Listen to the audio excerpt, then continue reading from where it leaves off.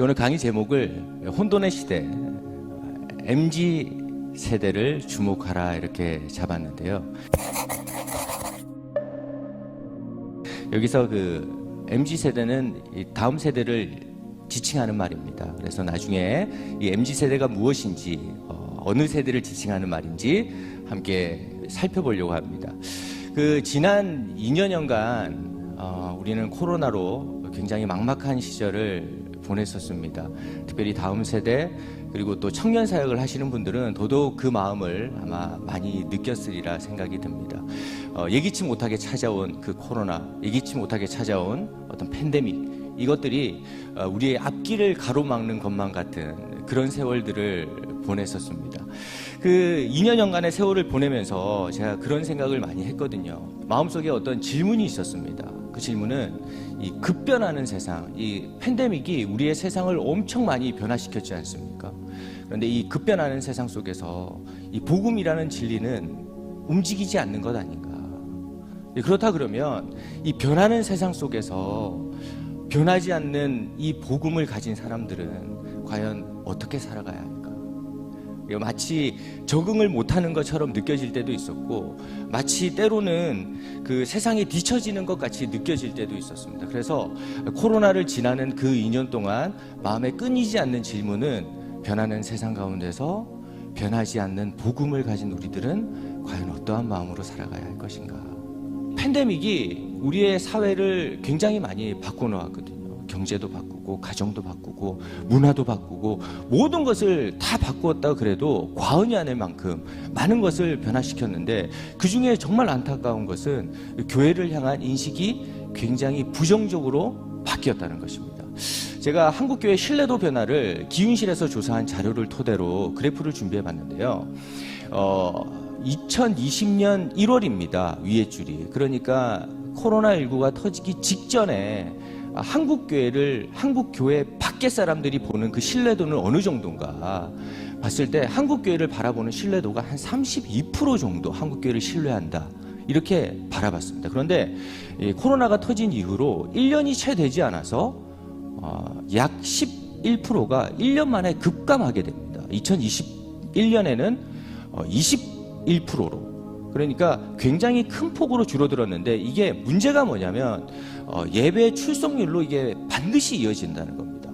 예장 합동 측에서 예배 출석률에 대해서, 참여율에 대해서 조사를 했었는데, 작년의 경우에 그 코로나가 터지기 직전의 출석률, 재정률 말고 출석률을 100%라고 가정을 했을 때, 코로나가 터진 첫 해에는 그래도 한 73% 정도는 교회에 나왔다는 거예요. 두 번째 해에는 그래도 조금은 떨어졌지만 70% 정도는 교회에 참여를 했다는 겁니다.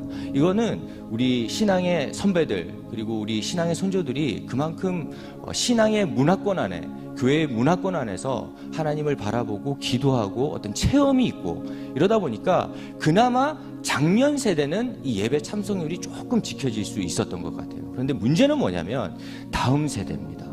다음 세대는 정말로 이 문제가 심각하게 이어지기 시작했는데, 어느 정도냐면 100%를 코로나 이전의 출석률로 봤을 때 약 48% 정도만 교회 출석을 했다는 거예요. 그리고 두 번째 해에는 이것이 한 8, 9% 정도 급감해서 42%까지 떨어집니다. 이게 얼마나 큰 숫자냐면, 100명이 출석하고 있었으면 48명 정도도 채 나오지 않는다는 겁니다.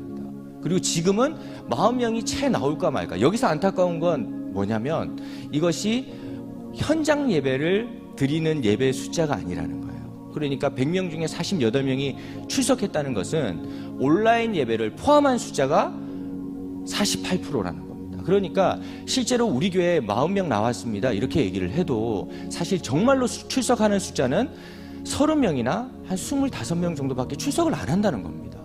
우리가 이 교회 학교, 그리고 청년 사역, 우리 어떤 교회 사역들을 놓고 볼 때는 지금이야말로 우리에게 어떤 혼돈의 시대, 어려운 시대, 이 힘든 시대에 봉착하지 않았나, 이런 생각을 한번 해보게 됩니다. 자, 여러분들, 우리가 어떻게 하면 다음 세대와 함께, 또 청년 세대와 함께 하나님의 나라의 꿈을 꿀 수가 있을까요?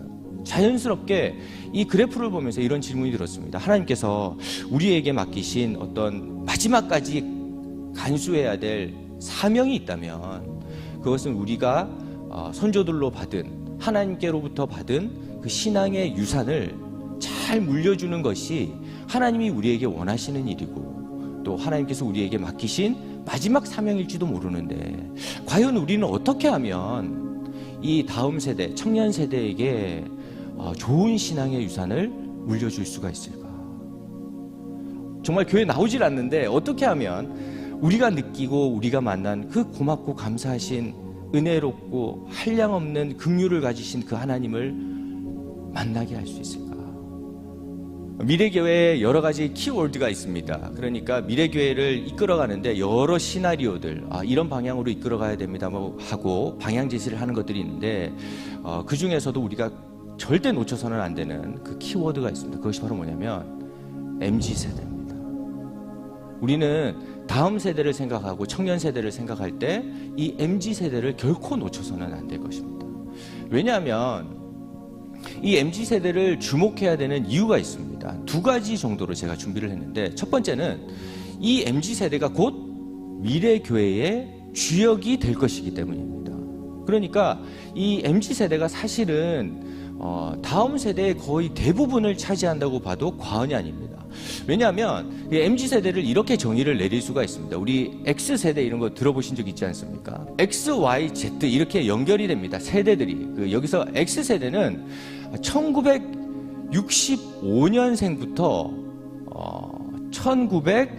1979년도생 약 그렇습니다. 여기에 태어난 분들을 X세대라고 그럽니다. 그 다음에 X세대 다음에는 Y세대인데, 이 Y세대는 1980년생부터 1994년생 정도의 4년도까지 태어난 이 아이들을, 사람들을 그 Y세대라 그럽니다. 이 자료는 맥킨지 코리아에서 통계청에서 만든 자료입니다. 그리고 G세대는 뭐냐면 1995년도부터 약 2010년여까지에 태어난 우리 사랑스러운 아이들, 이 아이들을 Z세대라고 그럽니다. 그러면 영어로 치면 X, Y, Z 하면 영어가 끝 아닙니까? 그러면 그 다음에 태어난 우리 아이들은 무슨 세대지? 지금은 2021년인데 그래서 알아봤더니 X, Y, Z 다음에 나오는 세대는 다시 돌아가서 알파 세대라 부릅니다. 그러니까 지금 태어난 애들은 알파 세대라고 부를 수가 있는 거죠. 근데 이게 왜 중요하냐면 이 MZ 세대 할 때 우리가 X, Y, Z 이렇게 했지 않습니까? 그런데 우리는 MZ가 필요한 거잖아요. 이게 왜 MZ가 됐냐면 그 Y세대 안에 그 새천년이 시작되지 않습니까? 그래서 얘네들을 밀레니얼이라고 부릅니다. 밀레니얼 세대. 그래서 Y세대라 부르지 않고 그 다음부터는 M세대라고 부르기 시작한 거예요. 이 세대가 왜 중요하냐? 우리나라의 인구 분포도를 보면 MZ세대가 약 우리나라 나이로는 42살에서 12살까지입니다. 그러니까 거의 중년의 시작부터 초등학교 졸업하기 직전까지입니다. 무려 이 세대가 우리나라 전체 인구의 36.9%를 차지하고 있는 거예요. 거의 40%에 육박하는 정도의 인구 비율을 가지고 있는 겁니다. 그런데 여기에 알파 세대는 아직 빠져 있죠.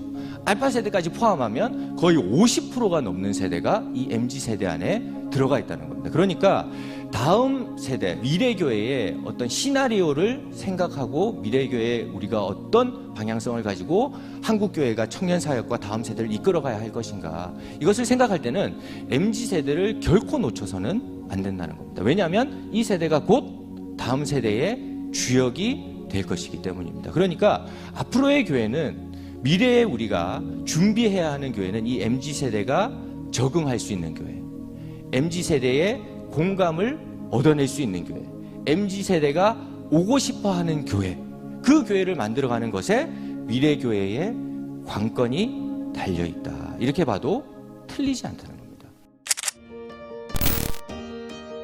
MZ세대를 우리가 미래교회를 준비하면서 주목해야 되는 또 하나의 이유가 있습니다. 그것은 바로 이 MZ세대에게는 이 MZ세대만의 독특한 정서가 있기 때문입니다.